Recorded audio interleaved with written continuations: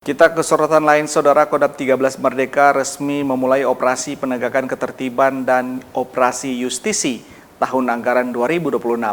Operasi Gaptip dan operasi justisi ini merupakan bagian dari upaya berkelanjutan dalam meningkatkan disiplin dan kepatuhan hukum dan profesionalisme prajurit dan ASN di lingkungan TNI.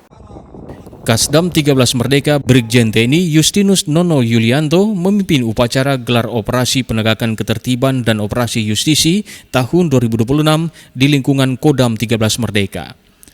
Upacara Ops Gaptip dan Ops Justisi berlangsung di lapangan markas Kodam 13 Merdeka dan diikuti oleh jajaran pejabat utama di lingkup Kodam 13 Merdeka, perwakilan Polri, serta undangan lainnya.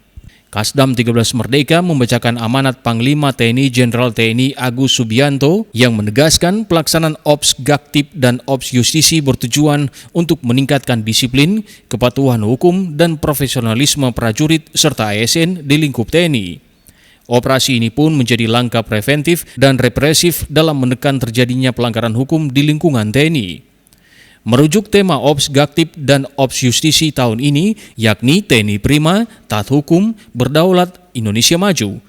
Seluruh prajurit diharapkan berpedoman dan berkomitmen dalam menjaga kehormatan diri, satuan serta institusi Polri. Tadi di amanatnya Bapak Panglima TNI juga sudah menjelaskan bahwasanya terjadi penurunan angka pelanggaran di tahun 2025 dibandingkan dengan tahun 2024. Jadi penurunannya tadi kurang lebih ada yang 5%. Dan juga perkaranya 40% penurunannya. Ini merupakan langkah yang luar biasa. Tentunya harapan kita semua nanti di tahun 2026 akan semakin menurun.